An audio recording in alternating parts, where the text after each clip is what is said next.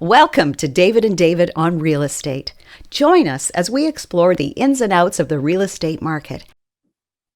Good morning, everybody. Welcome. Dave, I can't believe it. It's podcast number 15. Wow, 15. That's amazing. And that's a fair bit of content. It's just, to me, it's just 15 nice meetings that you and I have together and get to talk things out a little bit and they're recorded and see if other people enjoy it as much as we do. Yeah, the conversations are great and they're easy, and we will keep continuing them and continue to bring value to everybody that is listening. So thank you very much for joining us. And today we have another amazing topic, wills in the States. But before we get into that topic, I'm just going to give everybody a little market update. So Toronto Real Estate Board posted their numbers a couple of days ago, and no surprise, volume of transactions is down. As you know, we've spoken the last couple of times in the summertime, we see less properties coming on the market, but the average price keeps creeping up, which means that, supply and demand, as supply decreases, demand remains steady, and the net effect of that is that the pricing is trending upwards. We're still seeing multiple offers. We're still seeing properties move fairly quickly. We've seen quite a jump in the prices of condominiums, right? And that has to do with affordability. So as the average price creeps up, people are looking to alternative housing solutions to make sure that they can afford the product. So we're seeing the condo market really creep up as well in terms of pricing. Yeah, and pricing is always one indicator, and then volume's the other indicator. And typically we're in we're in the middle of August, or I guess we're still early August, getting to the middle of August. And usually it's a bit of a slower time with people on vacation and agents taking, some holiday time, etc. And then generally we get near the end of August and people are getting back to work and getting back to their housing. I know there's always some advice from some agents, don't put your house in the market in the summer, wait till Labor Day. There's always some properties people are just sitting on waiting to go, right? So I assume you're expecting there to be a bit of a bump once we get to the end of August and Labor Day. Oh, absolutely. I mean, we're going to see more properties come on the market. We're going to see a little bit more choice, right? And we're also going to see more buyers enter the market as well. With COVID, people have been cooped up and not able to travel. So people are really enjoying the outdoors. They're enjoying their cottages. They're renting cottages. They're going and visiting friends at their cottages. So, and I don't blame them after the last year and a half and not being able to travel and the times that we're living in. They should enjoy the outdoors. Summer is short in Canada, and historically in the summer months, we see the same trend every year. Right. And then people sort of get back to work. There's always that back to work feeling that you get when you get to Labor Day, and that, the kids are going to be back in school, and life gets back to a certain pattern, and there's usually a bump in the real estate activity when we get into September. That'll lead for my firm, it'll lead into closings that'll happen late September and into October. And that's what usually happens. And we don't really anticipate there'll be anything different this year. We think there'll be that type of activity as well, right? Absolutely. We're anticipating the same thing. A lot of our agents are on vacation right now, and they are telling their sellers to hold off listing until the fall market, which will generate more activity, have more buyers come to the market. So there's definitely going to be an uptick in activity come fall time, and we're going to see a lot more choice, a lot more listings, but we're also going to see a lot more buyers enter the market as well. Yeah. And we're anticipating that in our office too. We've hired some new people to come on board to help us. We've been busy. I've been subtly, or maybe not so subtly, encouraging some of our staff not to take holidays. I do it half kidding. One of our senior clerks is going away shortly for a week in August, and she's more than earned it, more than entitled. It's absolutely her right, and she's got a family thing attend, but every time I talk to her, I go like, "You sure you're leaving? You really have to leave?" We're so busy, with stuff, and and everybody's got to take their vacations, but it means whoever's not on vacation is covering for these people. But it's busy for us, and we know we'll be busy through September too. So we're trying to encourage people. Well, if you're going to take, maybe take it in November, December, maybe it'll cool down, but it's busy right now. So everything is full steam ahead in our office. That's for sure. Yeah, and you were sharing with me that you guys grew by almost 50% on the staff side, which is absolutely phenomenal. I commend you guys. It's absolutely amazing, and I continue to look forward to seeing how you guys grow and transition over the time ahead. But that's incredible. I think you shared with me that you hired 3 associate lawyers. Yep, we hired 3 associate lawyers that started in June. And we've hired 5 other people, some senior law clerks, and we hired someone in accounting, someone in administration. Amazing. And we're busy trying to get them all integrated into our processes and everything. But it's really exciting because we Jonathan and I spend a lot of time interviewing people because we're picky. We want to hire good people. We want team-oriented people with experience and willing to learn and willing to that want to have a career with us, not just a job. We want people that want to be part of our team and make us better. So we're picky with it. So we spend time with the interviews, and so we're really excited. We hired some really, really good people, and we're excited to bring them along, and we're still looking for more. So anybody out there that hears this, if you're looking for a good opportunity, we're open, and we'd love to have some good people come and join us. Amazing. Great to see your growth, and happy to be part of the journey along the way as well, whatever small part that may be. Yeah, thanks. So David, today is a topic that I'm looking forward to because we touched on this a little bit the last podcast we did, and you said that you're going to convince me why I need a will. Well, yeah, I think it's not even a difficult argument. Everybody should have a will. Like, there's no reason not to have a will. And I guess the easiest explanation is what happens if you don't have a will. And look, we're dealing with COVID, and there's people that no one expects to die. Everybody generally thinks, I'm going to live to an old age, and some are very lucky to do so. But you just never know. Right. And for some people, something like COVID sort of opened their eyes a little bit too, and say, because, something can happen all of a sudden. But if it's not COVID, people, and I know someone just got a call the other day, someone died of sudden heart attack, never had a heart issue. Stuff happens, accidents happen, right? So you just never know when you're going to pass away. But if you do happen to pass away and you don't have a will, somebody has to apply to the court to be appointed to look after your estate. Because if you have a will, it's your decision.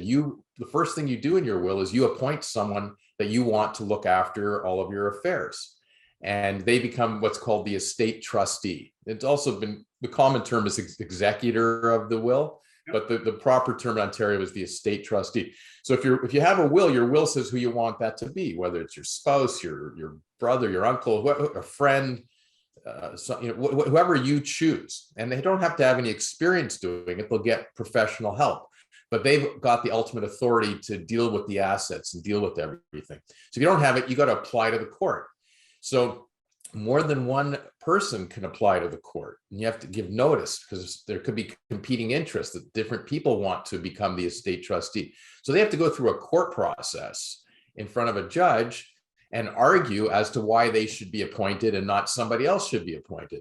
So that alone is going to cost tens of thousands of dollars. And it's a litigious process. It's not a pleasant process for anybody to do. Sometimes, an estate is very simple and there's one obvious person and there isn't much in the estate and you can apply without a will and it's a little more straightforward. But that's the first process. Somebody's got to be appointed as the estate trustee. And then that person has to figure out, well, who is supposed to share in the assets of the estate?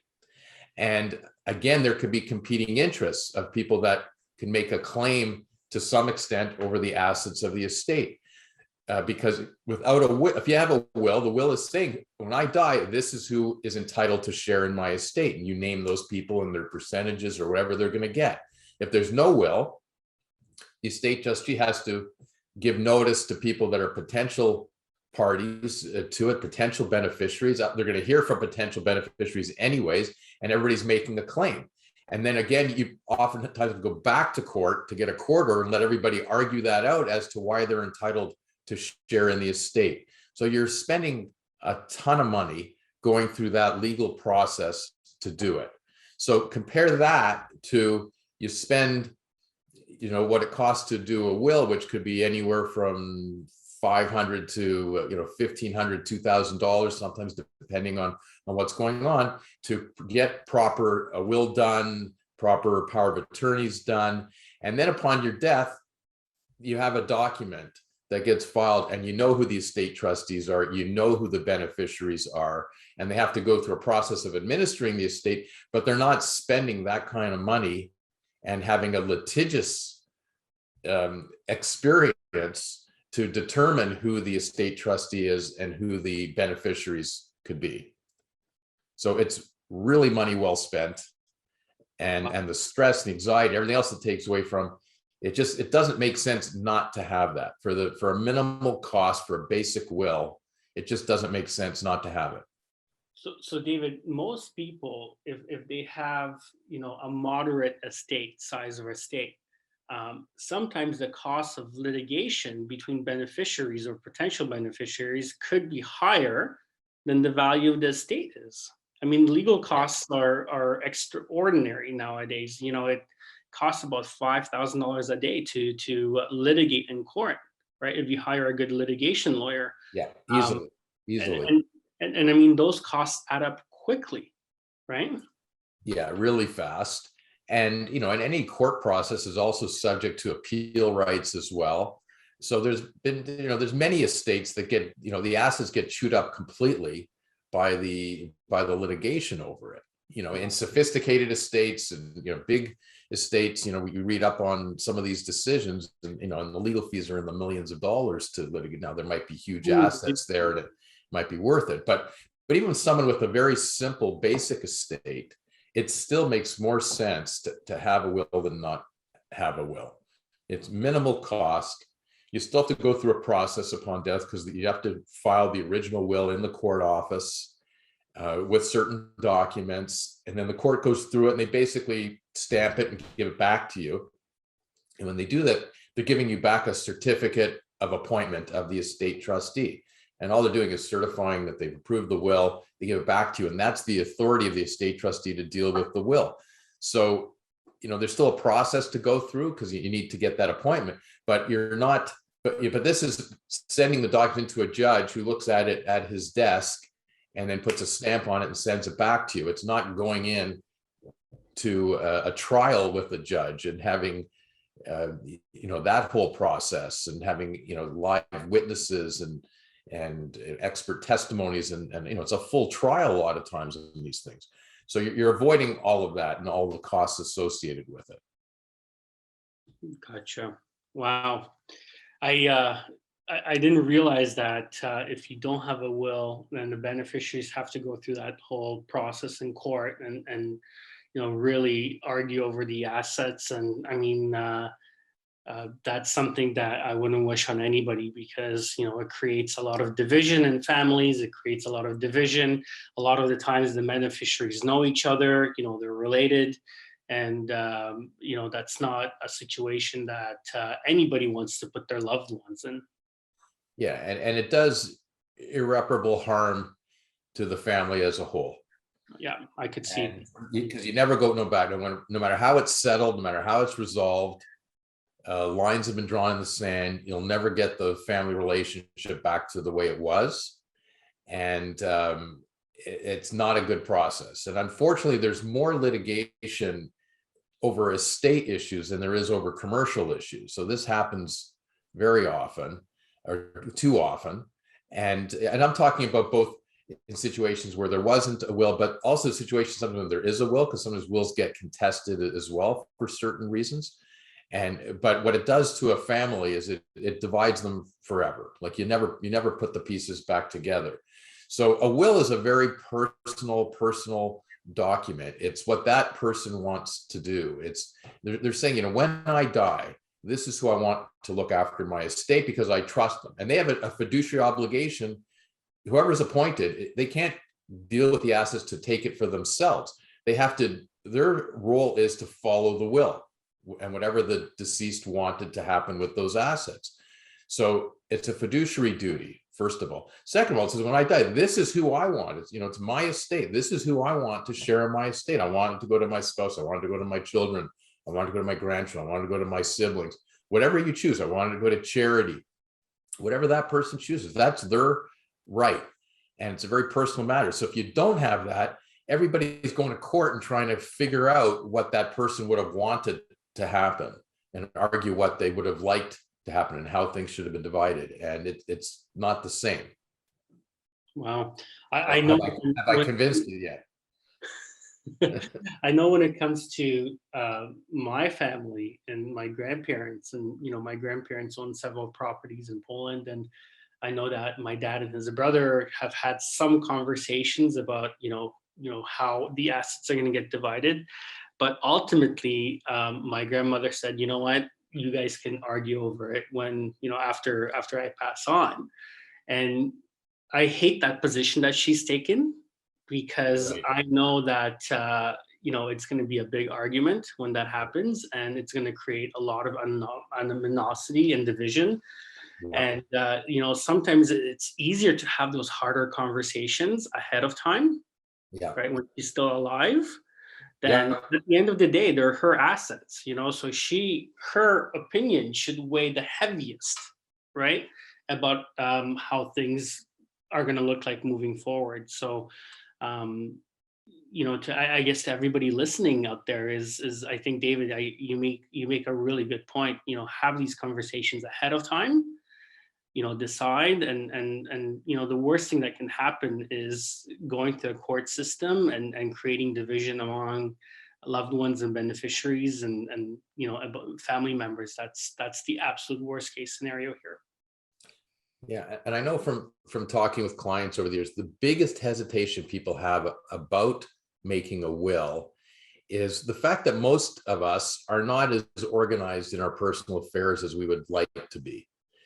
And we don't have lists of this and on top of everything and know where all our assets are, what our liabilities might be and all that. So I think, well, as soon as I get organized that way, then I'll do my will. But the reality is it works just the opposite. You don't need that organization to do a will. A will talks in very general terms. A will is really easy to do because all the will says is when I die, whatever I happen to own on that day, this is who it goes to and how you're going to divide it. And it doesn't even refer, most of the time, it doesn't even refer to specific assets. It's whatever I happen to own. So really the burden becomes on the estate trustee when the person dies to figure out what did they own upon death. What were their assets? What debts, if anything, have to be paid off? What were they got to figure it out. They're the ones that have to organize the estate and look into all that. Making the will is easy because it just talks in general terms. So you do that because a lot of times you're not referring to specific assets in the will, because every time you change your assets, you would have to change your will. So the wills generally talk in more general terms. It's whatever I happen to own when I die, I want, if my wife's alive, it all goes to her. If she's not alive, I want it to go to my kids divided equally or divided unequally or whatever you decide you want it to do. It's that simple. We don't know what the assets are, but then upon death, the estate trustee is going to look through everything and figure out, okay, what did they own under their name, and and what debts, if anything, has to be paid for.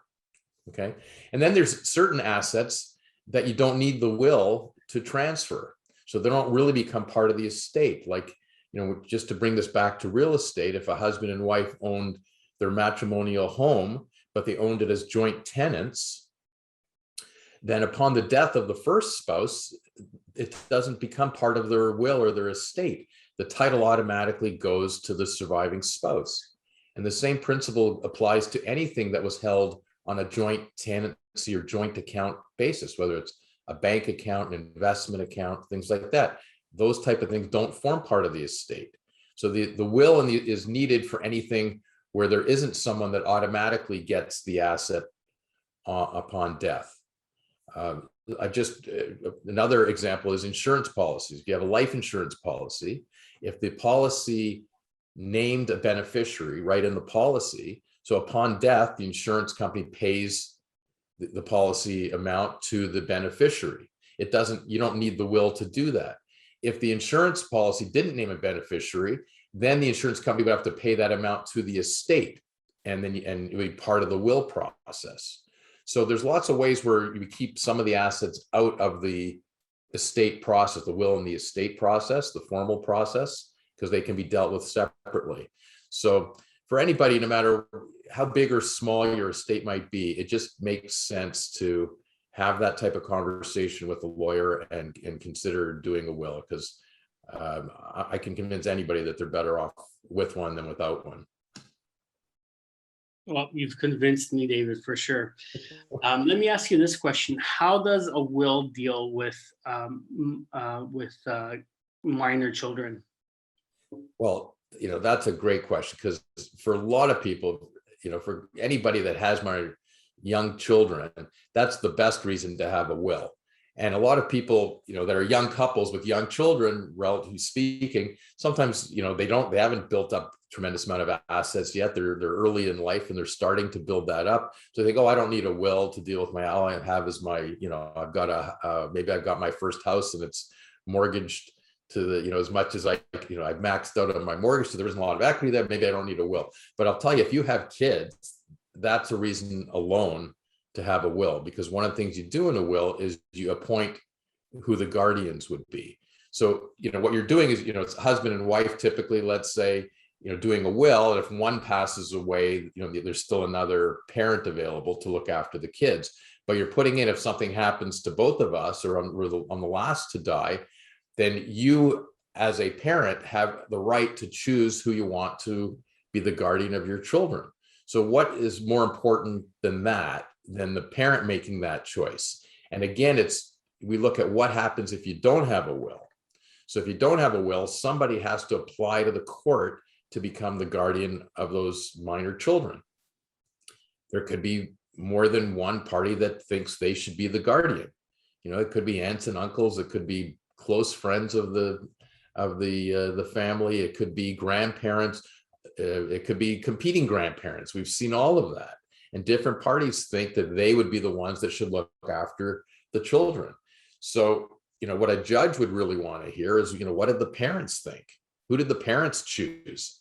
So that's your right as a parent to make those decisions. Say, if I die, this is my first choice as guardians. I want it to be David Gorski. And if David Gorski's not alive at that time, then my second choice is David Korman. And you could put that right in your will.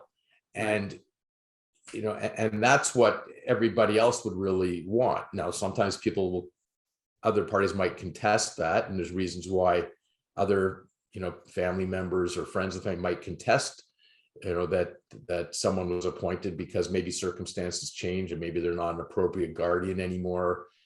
Things like that. But at least the parents get the first voice. They're the ones that get to choose, who do you want to look after your kids? So that's a great reason to do a will. If you have kids, you should have a will. Agreed.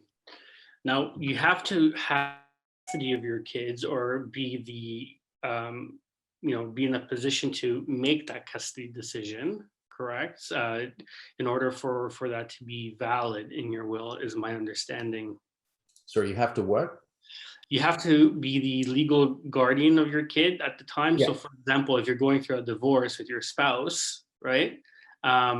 And your spouse survives you, and then you name, somebody else to be the guardian of your kid, and you die first, then that is invalidated because you weren't the legal guardian with sole custody of your kids at that time. Is that correct? Yeah, it's always subject to rights of parties. So even if you name somebody, somebody else could contest that, and we've seen examples of that before. So in your situation, yeah, there might be a spouse that didn't have custody, but now is saying, hey, it makes more sense for me as the other spouse to have custody of my own kids than for somebody that my ex-spouse is appointing.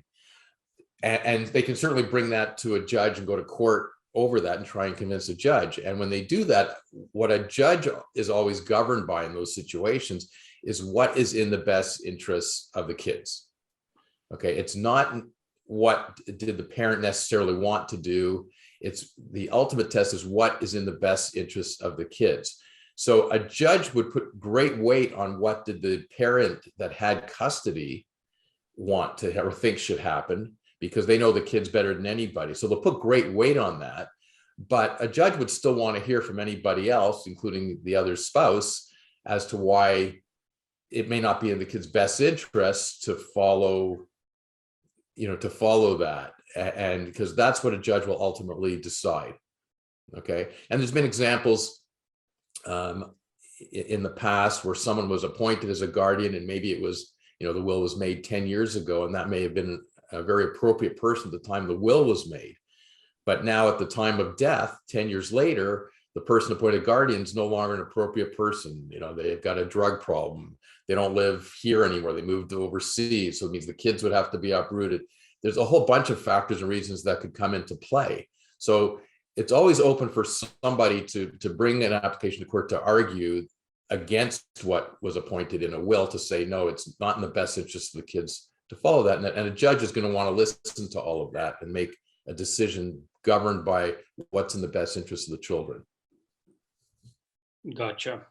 Makes complete sense. And the same can be said for dependents, right? I mean, I understand that certain rights of dependents and certain spousal rights can't be eliminated by a will if by law they're owed to those dependents of spouses. So you have to be mindful of that as well. Yeah, got to be careful with that too. Yeah. And, a lot of this, affects real estate transactions too. Okay. We've had situations before where, we've had clients that have sold properties, husband and wife selling a property. And let's say it's, they signed an agreement of purchase sale in June and it's supposed to close in August. And in that intervening time, we've had a couple situations in recent times where a spouse died suddenly, and they were both on title, and not, if it was joint tenants, it's a pretty simple situation because the surviving spouse can continue and sell that property. If they weren't on title as joint tenants, then we need the estate of the deceased spouse to sign all the closing documents in order to sell. So they don't have the authority to do that until they get appointed by the court. The will has to be filed in the court office. You have to go through that application process and get a certificate of appointment. If there was no will, you've got to do a different type of application process to get appointed. And again, there could be competing interests, but we can't close the real estate transaction without getting that certificate of appointment back. Okay, so so that's an important consideration too. So how you take title makes a difference, whether you take title as joint tenants or tenants in common. It all makes a difference on what happens upon your death. So we deal with these type of will and estate issues from a real estate perspective all the time, and that's an important thing to be mindful of as well. David, what percentage of your transactions close as joint tenancy? Would you say the majority of your transactions? Yeah, the majority do when it's more like a typical husband and wife scenario type of buying properties. It makes sense most of the time for a title to be held as joint tenants. You'll see tenants in common in more on investment properties where a couple people are getting together and the property is really for an investment, so they'll own it as tenants in common. Sometimes we have transactions where it's a couple but they're not married. It's more like a boyfriend girlfriend type of thing, so they're buying a property together to live in, but it's appropriate for a period of time for it to be tenants in common because they're not common law married yet, they're not officially married yet, so something to do that, and then at some point it might get converted from tenants in common to joint tenancy. So we do that. We have a lot of scenarios now where people have to be added to title really for the purpose of mortgage financing. Because once upon a time, if someone didn't qualify for a mortgage, they needed a guarantor. So they would go to a parent or something like that to be added, and they would just be a guarantor of the mortgage. The lenders these days are now insisting they don't want you to just be a guarantor. They want that parent who's really acting as a guarantor to go on title as well, to be an owner. So we typically give them a small percentage of the ownership because we have to add them. So sometimes it's 1% or 0.1% owner, but they're registered. So that title, we have to be careful with that. Are they owning that 1% as a tenant in common? Are they owning it as a joint tenant? We got to be careful with that situation. And that's a very common situation right now because the lenders are insisting on what should be just guarantors going on title. Right, because theoretically, like, if somebody went on title as 0.1% owner and the other person unexpectedly passes away without a will, then the ownership of the full 99.9% of the house now gets transferred to the person who was only supposed to be there in a mortgage capacity.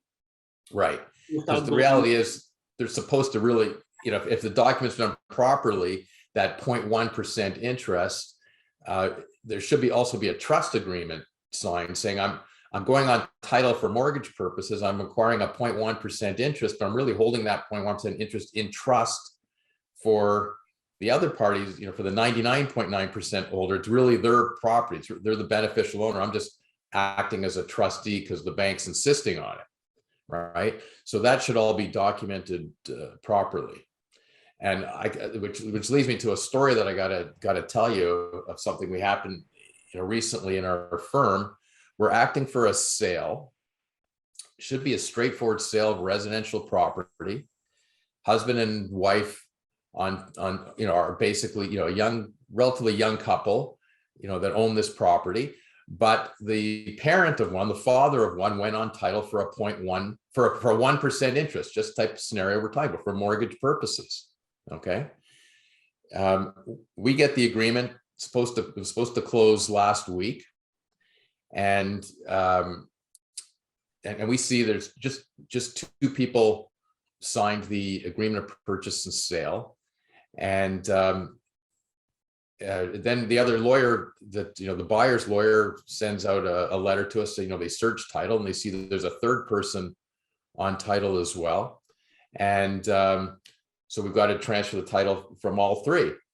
So we get in touch with the client. Oh yeah, that's our father, and yeah, and here's his ID, and blah, blah, blah. And they send to them. So we prepare all the documents for all three to sign. We set up our Zoom meeting for our video conference to sign all the documents like the day before closing. And one of our associate lawyers is on with them then, and they say, okay, here's the couple. Where's your dad? Oh, he passed away. What? When did he pass away? A few months ago. Well, you didn't tell us, that he passed away. Well, no, we're told it doesn't matter. He only had a 1% interest and he passed away, and he was really holding it in trust for us anyway. Well, do you have a trust agreement? No. Is there anything saying that he held a 1% interest? No. Did you discuss this with your real estate agent before you signed your agreement of purchase and sale? Like, he was already gone before they signed the listing agreement, before they signed the agreement of purchase and sale. He had passed away in January, and they sold the property in June. Well, yeah, our agent said it was no problem, and we can just, he passed away, so which would mean that the title, his 1% would go to us, and we could just sign the documents, and away we go. Fortunately, this was not one of your agents, David. I should make that clear.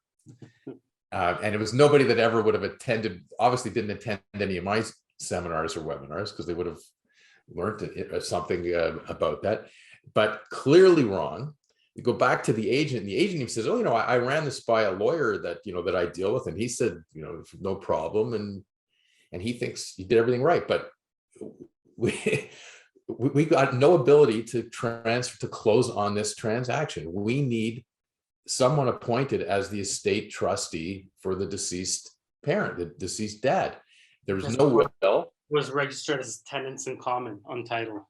Yeah, he's got a 1% interest as tenant in common. We need, and he's got no will either. This is the day before closing. Man. Maybe it was 2 days before closing. I might be exaggerating, but I we got no time to deal with this. Yeah. Wow. And the buyers already have all their stuff in a move. They've got nowhere to go. They have to move in. They need the place. They got nowhere to go. And they're the innocent parties here. Like, it's not their doing. And all of a sudden we're calling up the buyer's lawyer and saying, hey, we got a problem here. We can't close.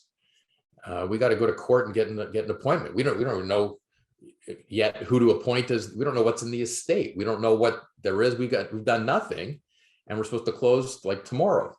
So anyways, what we were able to do, fortunately, in this situation is negotiate for the buyers to get in, to go in possession, like on an occupancy basis, because they had nowhere to go. And we told them you can go in. I think we did a deal. They can go in for up to 2 months, like rent free, basically, while we get our application to court to try and close. And the parties agreed, to like a 60-day period to try and allow us to close while they're in possession. And with certain rights to extend beyond that if needed. Because once you apply to the court, you never know how long the process could take. It could take a year to get an appointment done. And we had to gather the information to bring an application. So we scrambled to do that. When one of our lawyers, went down to the court in person and brought an application and was first said, no, you just got to leave it here, and you can't talk to anybody, and it's COVID, and we'll get to it. We get to it, and she said, no, I insist on talking to someone, and she did get to somebody and got the application in, and we're expecting to get it back in the next few days to a week, like within a really short time period.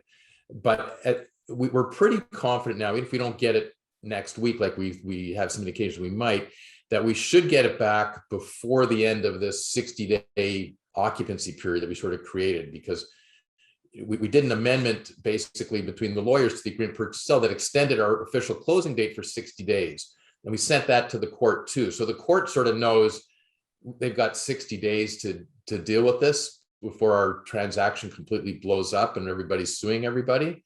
So we're pretty confident the way we presented it and argued it with them that they'll accommodate us and get it back to us within that 60-day period to allow us to then close.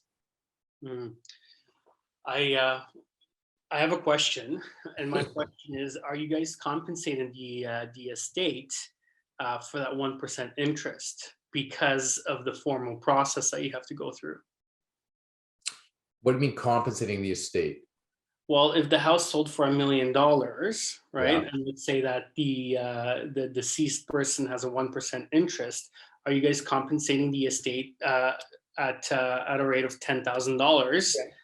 Yeah, it's a good question. We're probably not, because the evidence that we're going to show from everybody else, all the other family members, was that the dad was really holding that 1% in trust. He really didn't have a beneficial interest. It was done for mortgage purposes. And even though there weren't proper trust documents done at the time, from everybody else that's around, and everybody else that could be making a claim on this estate, 'cause it's really a pretty simple estate, which is where we got lucky too, because this could have been a complicated estate and there's no way we'd be able to get this dealt with in a 60-day period.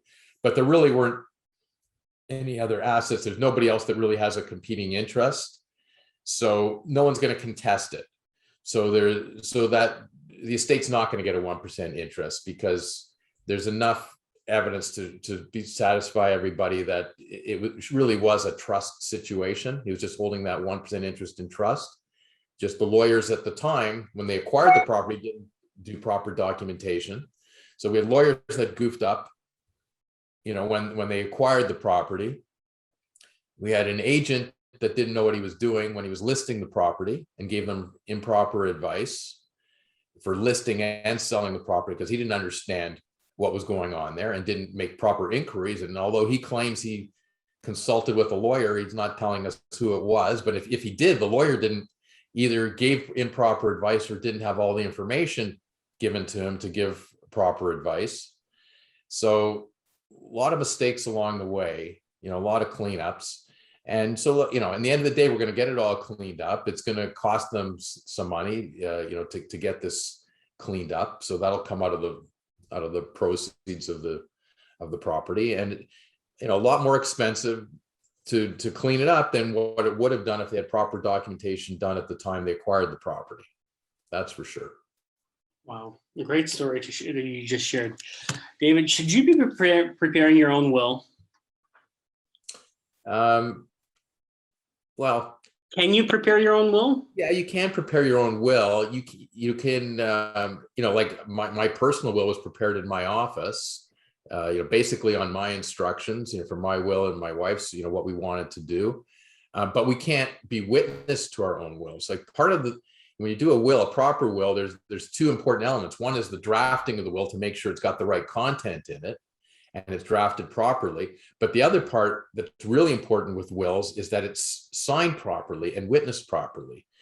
And every will needs two, right? It needs two witnesses, and they have to be of legal age. They can't be beneficiaries or potential beneficiaries in the estate, because that puts them in a conflict position. And you also have to sign properly. Like every page of a will has to be initialed by the person making the will and by the two witnesses. It's got to be signed properly, dated properly. Anything that's changed has to be initialed. You got to be careful with it. And then you also need an affidavit sworn by the witnesses confirming that they were present and saw it signed by whoever signed the will, and the two witnesses were present together. You need a proper affidavit done. So yeah, you can do your own will, but you've got to be careful. You need the right content. And that's an important point too, David, because there's a lot of people see stuff online, and there's will kits and do-it-yourself wills and things like that. And they work sometimes. It's very dangerous. You're always better off to have the advice of a lawyer in preparing and drafting the will.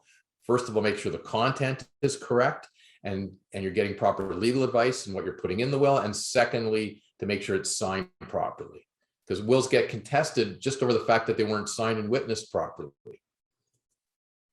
Okay, so the answer is yes, you can do it for yourself, but really be careful with those will kits. For what it costs to do a will and proper power of attorney documents, you're protecting the most valuable assets that you have, which is your family, your beneficiaries. That's who you're really protecting by doing a will. So do it properly. Can you change a will after you've drafted a will, David? Yeah, that's a great question, David, because a lot of times people do get bogged down with saying, well, I'm not sure if how to make my will, who it goes to, blah, blah, blah, blah. My advice is always, you have to look at it like, if I die today, who do I want to look after my estate? Who are the beneficiaries? Not if I die when I'm 100 years old or when I expect to die, because you never know when you're going to die. So you make a will as best you can. If something were to happen to you today, you're going to get hit by a bus today, because you just never know. That's the way you should be thinking of it when you make a will. If a year goes by, or 2 years, or 5 years, you got to change your will, you change your will. It's not a difficult process to change your will. And as soon as you sign a new will, the first thing it says is, I hereby revoke any prior wills that I made. So as soon as you sign a new will, dated August 11th, that automatically revokes any other wills that you did that were dated before that, whether you have possession of them or not, whether they're sitting in somebody's safe or vault, or it doesn't matter. Those wills are no longer valid once you sign a new will. So my advice is always do a will. And if you change your mind a month later or 5 years, whenever you change your mind, you can always amend it. You can always do it. It's not a big process to change the content of a will, and you just change it. And most people have way more than one will in their lifetime. Your circumstances change all the time. Sometimes you're changing a will because the trustee you appointed died before you, or the alternate trustee changed, or you want to change the guardians, or you want to change the beneficiaries. You've given everything to your children. Your children are now adults. Maybe you've got grandchildren. Maybe you want to name your grandchildren directly in your will. There's lots of reasons as you go through life to change a will. So when you have to change it, you change it. But everybody should sit down and make a will now based on what they would want to happen if God forbid they died today. Protect yourself, protect your assets, which are your loved ones. Yeah, no, absolutely. How does a marriage or a divorce affect your will? Yeah, that's a good question too, because it does. A spouse has certain rights to share in an estate. So if you are going through a divorce or something, you 100% should be changing your will, because if you don't and something happened to you, that spouse has a right to share in the estate. So you've got to make that clear and change a will when you're going through a process like that. Okay, so that's a good point. And if you die without a will, okay, there's a law of succession where certain relatives are entitled to make a claim on your estate. And the first one is a spouse, that she's got a prior right to anybody else to make a claim. And I think it's the first $250,000 of the value of the estate, if I remember correctly. So if you're going through a divorce and you've never had a will, and all of a sudden you die in the middle of it, that spouse of yours, who's still your married spouse, can make a claim on the first $250,000 of the value of your estate. She might be entitled to more. He or she might be entitled to more, but they get that first before any of the kids get, or before anybody else gets. So you got to be careful with that. And that's another good reason why you should always have a will. And then when you have to change your will, you change your will. Gotcha. I keep hearing of something called a living will. What is the difference between a living will and a regular will? Okay, so a living will is really a form of power of attorney. So a will applies when you die. Okay, the will doesn't come into play at all during your lifetime. It only, upon your death, the will governs your estate. During your lifetime, your affairs can be dealt with through the power of attorney process. So there's basically two different forms of power of attorney. One is a power of attorney for property, which is the authority you give someone to sign documents on your behalf. And you can give them that authority to sign at any time, which is a very powerful document. They can sign any document that somebody else could sign other than a will. Okay, you can't create a will for somebody through a power of attorney. Or the power of attorney can just apply if that person becomes incapacitated. If they can't manage their own affairs, they've appointed someone to deal with their affairs, and they've got signing authority. The other type of power of attorney, we refer to in our office as a power of attorney for your personal care. And another term for that is a living will. And that's the authority you give to someone to look after you for your personal care. So if you're unable to provide instructions to a doctor, doctor says we're going to do procedure A or procedure B, normally they ask the patient. If the patient's unable to make those choices for themselves, generally a doctor would look for a consensus, whoever's at in the hospital or dealing with them. But if there's a dispute amongst those family members as to what should be done, then the doctor will say who has the power of attorney, because that's the authority that someone is given to decide, how to look after them. So that's while they're still alive, but they're unable to make those type of decisions for themselves for their own care and well-being. So again, what happens if you don't have a power of attorney? Somebody has to go to court to apply to become the power of attorney, and they're spending thousands of dollars to get appointed, and there could be competing people wanting to get appointed, and it's a terrible process. So it's better for you, David, to say, if I'm incapacitated or I can't look after my affairs, this is who I appoint. This is who I want to look after me. This is who I trust to make those decisions for me, because they understand what I would want, right? So that's really what a living will is, okay?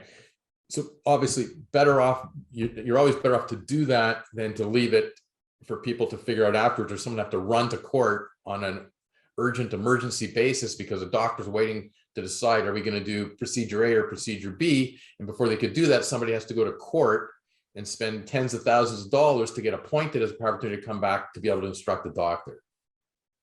Yeah, that doesn't sound like fun at all. And, and always those situations that you never think of, but, they do happen. And even with COVID and the situation that we've been living, so many thousands of people affected by tragic situations. And,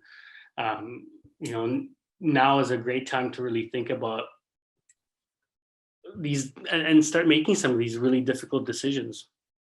Yeah. And I can't emphasize enough how simple the process is to do a will and to do powers of attorney. And we do these two forms of power of attorney automatically whenever we're doing wills. So we always refer to it as a will package, where we're going to do the 3 documents.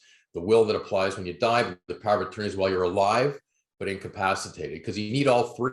They're important to have. They're not complicated documents to produce. And for minimal cost, for our basic fee these days, I think we're charging $850 for a basic will package for most people, which includes the will and the 2 forms of power of attorney. So it's not a huge expense, and we're not doing, like sophisticated estate planning. We're not tax advisors. We do some basic estate planning work, in this process. So that works for most people. So for a relatively, like small cost, you get these basic documents. And if you have to change them down the road, you change it, but at least you've got some protection going forward. There's other situations, there could be added costs because things sometimes get more complicated. If you own shares in you have a private holding company or private corporation, you own shares in that, there's another process that we should look at, because there's a dual will process where you can have more than one will. One will just applies to shares in private corporations, because there's tax advantages in doing that. So there's certain things that we get into that make things sometimes more complicated for some people, but for most of the population, the basic will, basic power of attorney is what they really need. And it's great protection for minimum cost and really a simple process. Like it's so easy to do it. It's a way harder process when you die and the estate trustee has to try and figure out where everything is and what all your assets were. Like they've got the more difficult job than for just doing a will. Yeah. No, definitely something to be really mindful of. And, this was a great session and lots to think about, but I think the key factor here is to, most people don't want to think about this because they don't want to start arguments in the family and, making difficult choices. But I think you have to take the opposite approach. And, you don't really want to create that division after you're gone and watch the family fight and, brothers not talking to each other.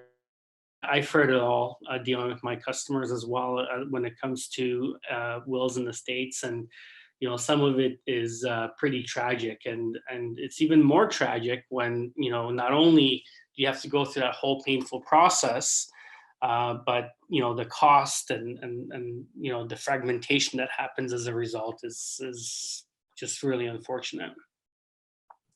Yeah, no, it is, and that's it's irreparable harm that happens when you get into that.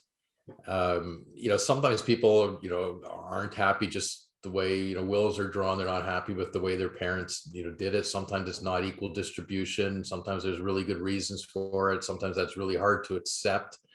We run into all kinds of scenarios, but at least but it's such a personal item. At least it's the person who's passed away. It's them sitting down and thinking about what they think is right and what they think is fair and what they want to happen beyond.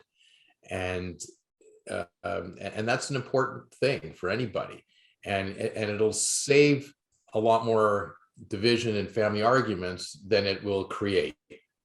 So it's, again, I encourage everybody to do it. It's just worthwhile having it. Yeah. And those are the final wishes of that person, and they need to be respected. There's,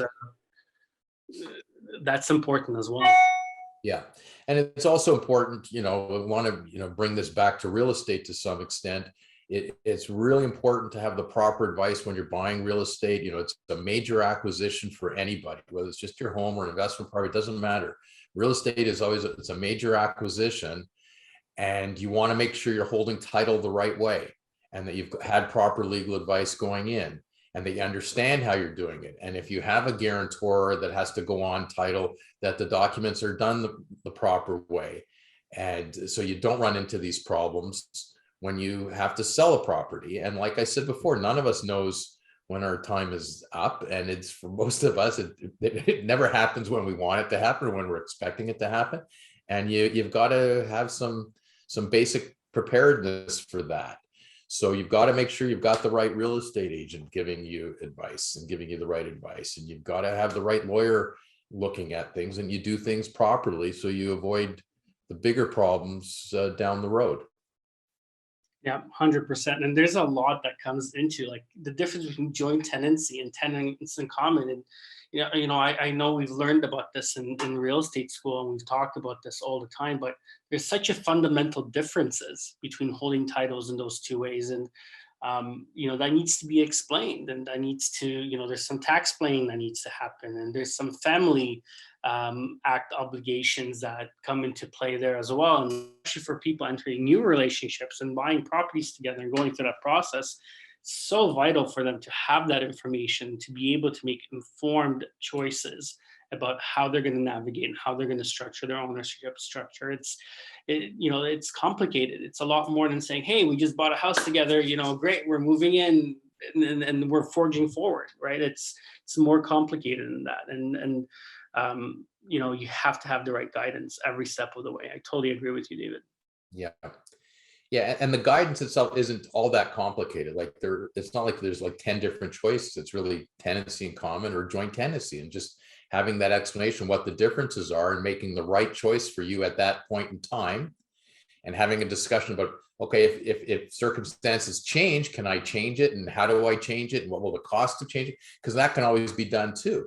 So you just have to have the right conversation with the right advisors, okay? And and real estate agents, should know, right away they're going to sell the property. They got to see who's on title to the property and how they're holding title to make sure they got the right parties signing the listing agreement and signing an agreement of purchase and sale. And then what happens if one of those parties, died first? Sometimes it's an easy process because it happened to be joint tenancy. Sometimes it's a more complicated process. And this was a shocking example to all of us when in that situation we had, when it was like, what do you mean he died in January? Like, we're closing tomorrow and nobody thought to tell us about this. Like we'd sent out the documents with 3 parties to sign it in advance, and no one thought they should tell us this. So anyways, it's a new experience for us. We all learn from these things, and make us better real estate agents, better lawyers, and we go forward. So 100%. It'll be a good story to tell. Great learning lesson there. I have one final question, David. If let me throw a scenario out there at you. If a husband and wife are going through a divorce and they're separated, legally separated, but they hold title to a property as joint tenants, and one of the parties dies before the divorce is finalized, what happens to the matrimonial property? Yeah. No, in that scenario, was there already a separation agreement that was signed? So let's say there is no signed separation agreement, but both parties are going through, lawyers and somebody agreed along the way that there is a separation happening. Yeah.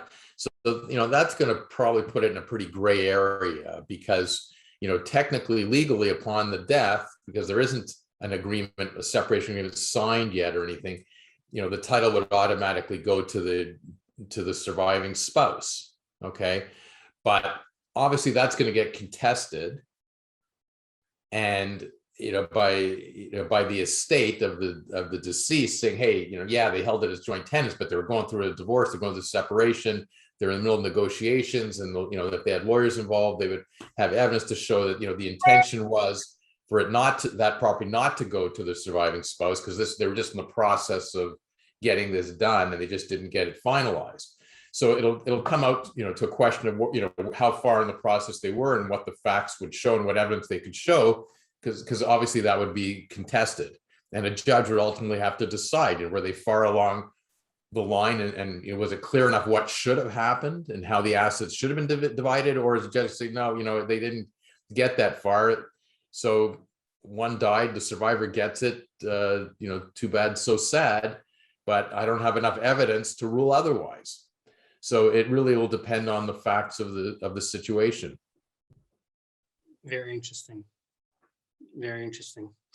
All right, David. Well, I'm going to get a will, that's for sure. I really enjoyed this conversation. A lot of really eye-opening scenarios, and I hope everybody listening out there, if you don't have a will, please contact David Korman and get your affairs in order. And I encourage everybody to do that. Well, thanks, David. And, we want everybody to stay healthy and stay well and do that. But, you sleep better at night. It gives you that peace of mind. There's enough other stuff to worry about, but at least if you've got your basic will, basic power of attorneys in place, you've got some basic protection for your family. It gives you that peace of mind element. And I encourage everybody to do it. And once it's done, you don't have, put it out of your mind and enjoy everything else with life, and everybody's getting out and enjoying a little bit more freedom these days and a little more, good weather and good outdoor activities. And we want to focus on that, but we've got to be mindful. We've got to protect our families too. So we got to do a little bit of both. Absolutely. David, thank you very much. Looking forward to our next podcast. Thank you everybody for tuning in, and we'll see you guys next time. Thanks everybody. Stay safe. Stay safe. Welcome to David and David on Real Estate. Join us as we explore the ins and outs of the real estate market and dive deep to understand the issues affecting buyers, sellers, investors, and businesses. If you love real estate as much as we do, sit back, relax, and gain an insider's edge to the exciting world of real estate. David Gorski is a broker and the owner of Sutton Summit Realty, a powerhouse brokerage providing guidance to over 180 realtors. And David Korman is a partner at Kormans LLP, a respected law firm specializing in residential and commercial real estate transactions, with offices located in Toronto, Mississauga, and Markham.